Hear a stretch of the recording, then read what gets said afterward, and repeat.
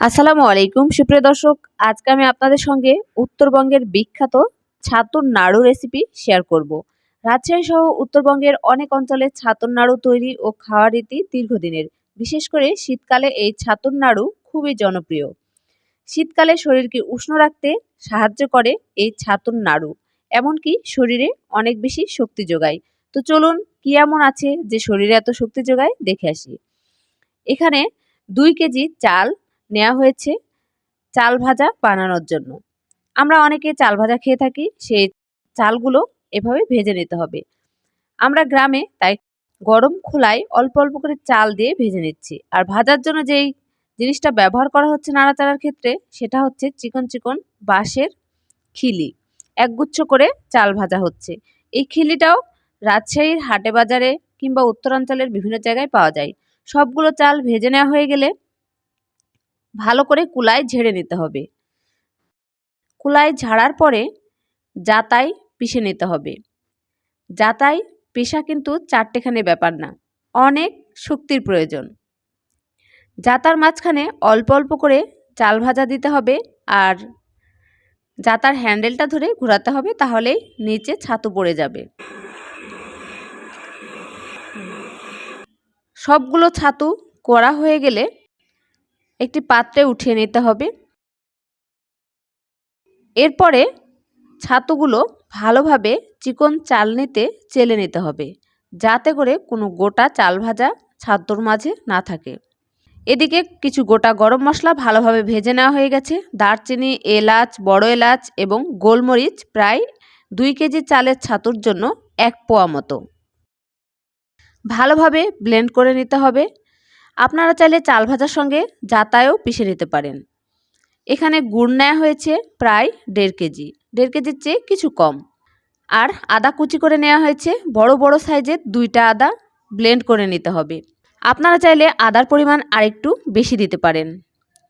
এবারে ঢেঁকিতে চলে এসেছি, বাকি কাজটা ঢেঁকিতেই করতে হবে। ঢেঁকির গড়টা এবং যে চারপাশের জায়গাটা আছে ভালোভাবে পানি দিয়ে মুছে নিতে হবে। আর সেই কাজটা ভালোভাবে করা হয়ে গেছে, শুকনো কাপড় দিয়ে মোছা হয়ে গেছে। আর কিছুক্ষণ অপেক্ষা করা হয়েছিল যাতে করে ঢেঁকির গড়টা ভালোভাবে শুকিয়ে যায়। ঢেঁকির গড়টা ভালোভাবে শুকিয়ে গেছে। এবারে সেই চেলে রাখা ছাতু দিয়ে দেওয়া হলো। এবারে অনবরত ঢেঁকিতে পাড় দিতে হবে, যাতে করে ছাতুটা কিছুটা গরম হয়ে আসে। এবারে দিয়ে দেওয়া হলো সেই গরম মশলার গুঁড়োগুলো। ভালোভাবে চারপাশ থেকে গড়ের মধ্যে একটু ঠেলে দিতে হবে, যাতে করে সবগুলো ছাতুতেই সমানভাবে পাড় লাগে। এই কাজটা কিন্তু সময় সাপেক্ষ, আর আমি জানি না ঢেঁকি বাদে এটা করা যায় কিনা। আমার মনে হয় লোহার বড় সাইজের হামানদিস্তাতে করা যেতে পারে। আস্তে আস্তে গুড়গুলো দিয়ে দিতে হবে, একবারে দেওয়া যাবে না, একটু পরপরে দিতে হবে। আর আদা বাটাটা ভালোভাবে ছাতুর সঙ্গে মিক্সড করে নিতে হবে। মিক্সড করার পরে অনবরত ঢেঁকিতে পাড় দিতে হবে, আর এই দিকে গড়ে ভালোভাবে নাড়াচাড়া করতে থাকতে হবে।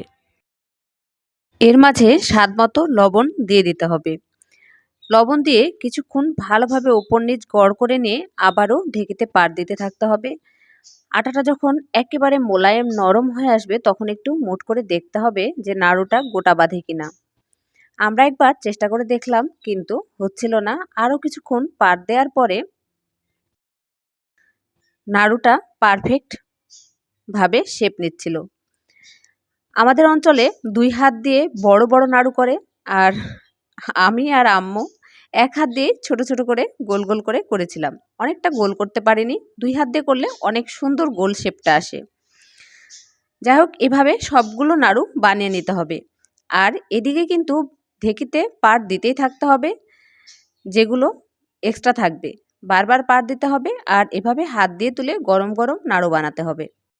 এই ছাতুর নাড়ু এয়ারটাইট বক্সে 3-4 মাসের বেশি সময় ভালো থাকে। এত বছর ধরে আমার দাদি এবং বড় ফুপু আমাদের ছাতুর নাড়ু বানিয়ে খাইয়েছে। দাদি মারা গেছে আর ফুপুরও বয়স হয়ে গেছে, তাই এখন আমরা নিজেরাই বানাই। এই নাড়ু ঠান্ডা কাশির জন্য অনেক উপকারী। আপনাদের কাছে কেমন লেগেছে ছাতুর নাড়ুর রেসিপি অবশ্যই কমেন্ট করে জানাবেন। আর ভালো লাগলে ভিডিওটি ফ্রেন্ডস অ্যান্ড ফ্যামিলিতে শেয়ার করতে ভুলবেন না প্লিজ। সবাই অনেক অনেক ভালো থাকবেন, সুস্থ থাকবেন। দেখা হবে পরবর্তী অন্য কোনো ভিডিওতে। আল্লাহ হাফেজ।